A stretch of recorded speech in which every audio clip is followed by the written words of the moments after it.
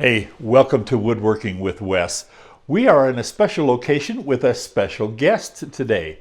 This is my grandson Cohen, and as you can tell, Cohen really likes his Legos. The one thing he doesn't have that we've got to make for him, we made him these shelves a long time ago, but what we need to make him is a shelf for all his little minifigures. He's got lots and lots of them, and he's got a wall here that would just be perfect. So let's go to the shop. Let's put him a shelf together. Okay, now that we're back here to the shop, we're getting ready to cut out our minifigure shelf. I want to show you the material that we'll be using. This is poplar. It's cut 4 inches wide and planed down to 3/4 of an inch thick. All of our stock will be out of this exact size of material. Let's show you what we're going to be building. I'll have Cohen help me hold this up. Our shelf is going to be 44 inches wide. So all the way from the end of the board to here, it'll be 25 inches high. I darkened the lines down on just 1/2 of it. This is the center line. I did this mostly so that I could get my measurements. We're going to make an elongated octagon. So this is the size of our shelf, but we're going to cut the corners off at a 45 degree. And so we have 4 interior shelves, 4 inches apart. Our minifigures will stand here on the shelf. And this corner here will be cut in with a 22.5 degree angle. This is a 45 degree corner, so our joints have to be at 22.5 degree angles there. And this is the way it's going to go. Like I say, this is double wide. I just did it so I could see and get my measurements. And so we're going to go over to the table saw and make our joint cuts, our 22.5 degrees. First, however, we're going to put a 3/16 round over top and bottom on all of our stock. I'm going to do that real quick, and Cohen is going to sand that out.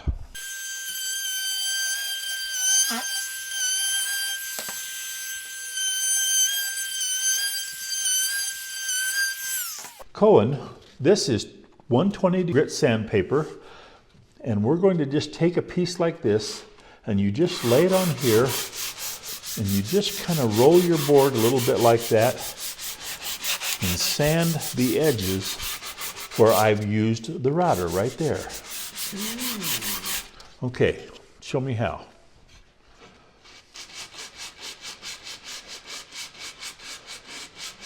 Okay, we got an apprentice. All right. More routing, more sanding. We'll come back.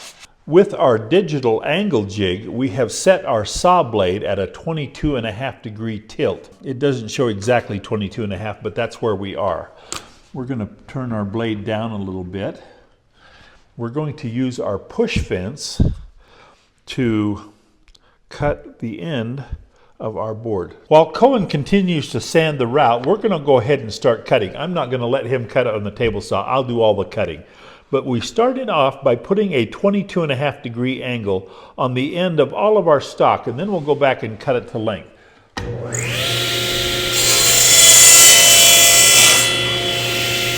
There is our 22.5 degrees.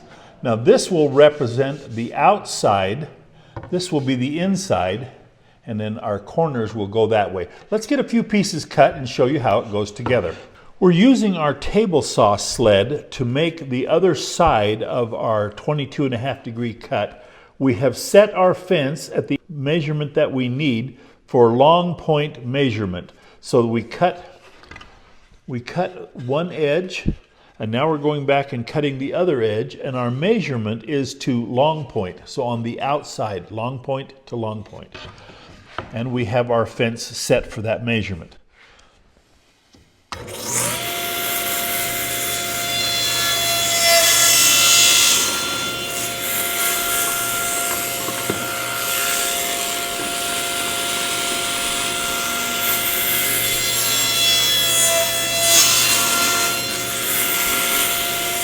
Whenever you're making a cut like this with your table saw sled and a fence here, make sure that you hold onto your piece of wood really good, where you go in and back it out real quick.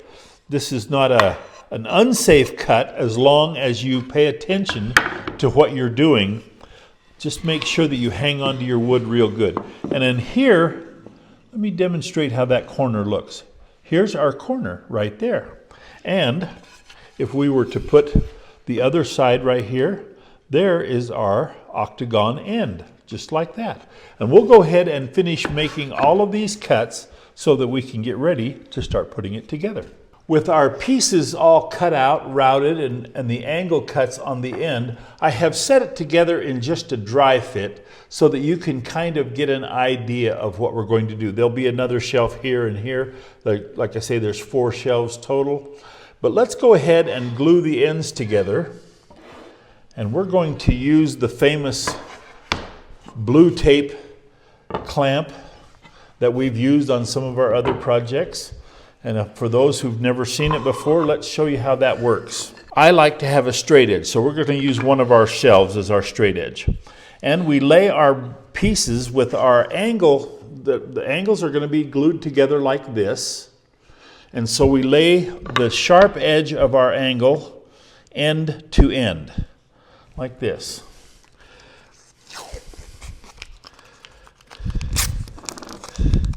And I always like to take a couple of pieces of tape and just get my pieces set just perfect. And then I take a piece of blue tape that is the length of the entire seam that we're doing, our entire joint, and run it up like that. Okay, make sure it's stuck down good. Same thing on our next angle.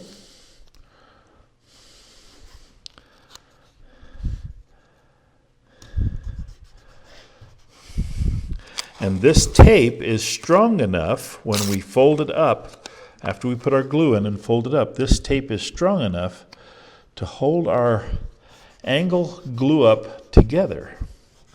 Okay, so there we are.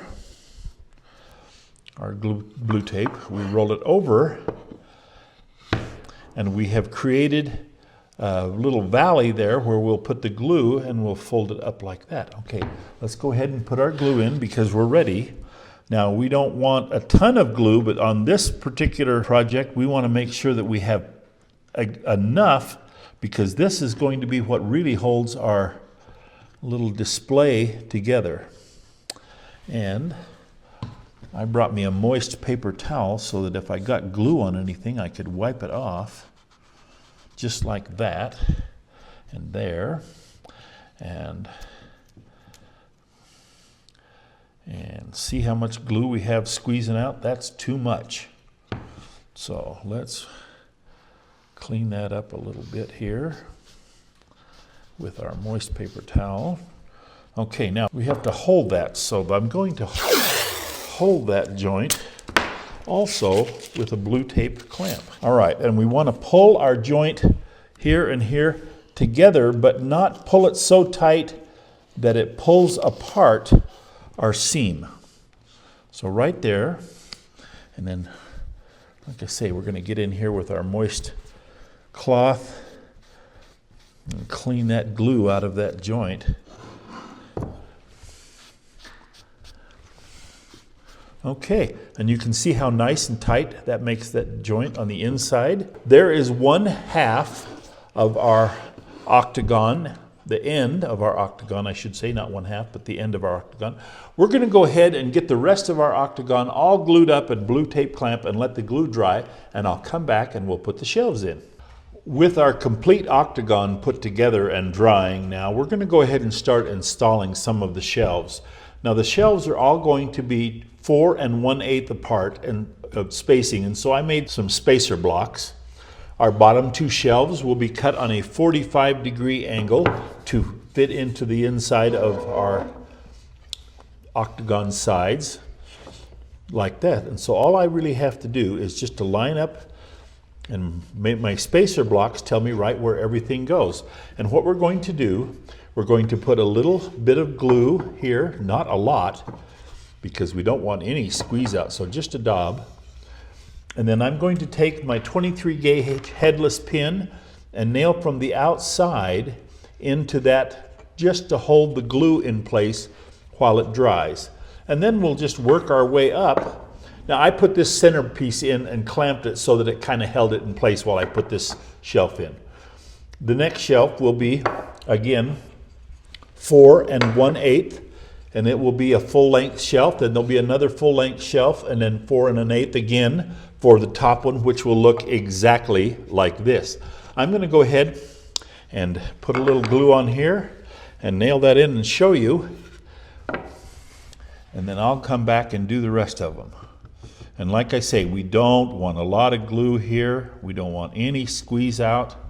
Too hard to sand and clean up. But between the glue and the headless pins, it will hold in place just fine.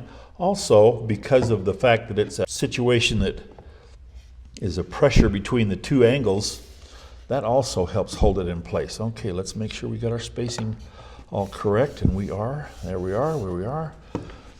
Okay.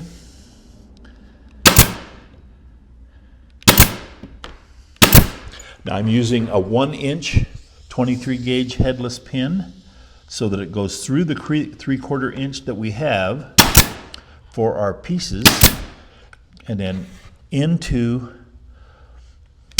our shelf and hold it while the glue's dry. Okay, just like that, and then like I say, we'll just work our way up. This is the bottom, and it really doesn't make any difference because it's the same top and bottom, but we'll just work our way up, move our spacer blocks up. If we took this off,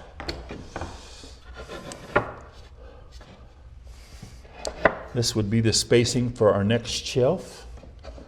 And you can see how that's going to work all the way up. So let me go ahead, we'll get the rest of the shelves put in, and we'll come back and take a look at it when it's all done.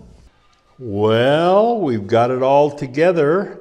This is what it's going to look like. I want to point out one little detail that I didn't point out before. Because we routed the edges before we cut anything out, I put a little round over on the end of my shelves so that it just kind of made a little detail as the shelves went into the side pieces. But here we are right here. Now, Cohen wanted this painted black, and so we're going to paint it a flat black with just rattle can. And then we're going to go over and we'll see what it looks like when it's all installed. We're back to Cohen with our shelf all built. After we got it all put together and sanded and finished, we put a coat of black paint. We've sanded a little bit to kind of distress it and put a coat of clear finish over the top. We'll now be installing this special track that allows our minifigures to clip on and stand up. This track is peel and stick, and all we have to do is put a row on each shelf, and then we'll have our minifigures just like that. We're installing the track now. It's just peel and stick so that we can have our little minifigures up closer. We're putting our strip 1 inch back from the face of our shelf, and I'm just measuring as I go down and sticking it down, checking my measurement all along as I move along. And that's how the track is installed, just like that. And it sticks down really good. And then let's put a little minifigure on here so we can see how they look. Oh yeah, they look great. Well, we got it all up, and we've even put some of our minifigures in our track so that this is what it'll look like. But it gives lots of room for Cohen to have all of his little minifigures up. This is a typical grandpa project, so just so you know. If you have kids or grandkids that like Legos, here's a project for you. You'll love it. Thank you, Cohen, for helping. Thank you for being a part of this project and part of this video. And we'll see you next time on Woodworking with Wes.